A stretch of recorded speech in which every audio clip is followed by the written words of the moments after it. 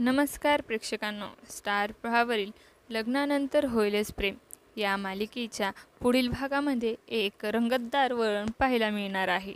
नंदिनी काव्याशी बोलताना म्हणते, मी जीवाची बायको आहे आणि त्याच्यावर मला पूर्ण विश्वास आहे. त्याने सांगितलं होतं की त्याचं एका मुलीवर एकतर्फी प्रेम होतं, म्हणून मी त्याच्यावर कधीही संशय घेत नाही.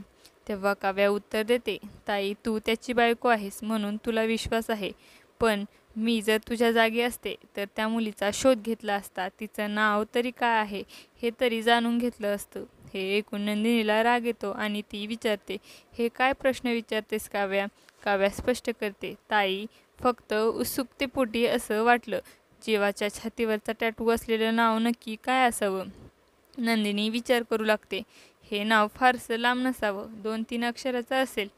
काव्या म्हणते, 2.5 अक्षराचंही असू शकतं. तेव्हा नंदिनी विचारते, 2.5 अक्षराचं नाव म्हणजे काय असू शकतं? काव्या.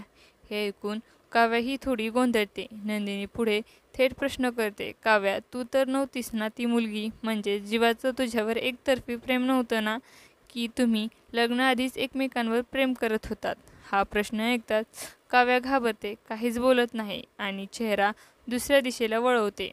आता येणाऱ्या भागात काव्या स्वीकारते का ती आणि जीवा लग्नाआधी एकमेकांवर प्रेम करत होते, हे पाहणं खूपच उत्सुकतेचं ठरणार आहे.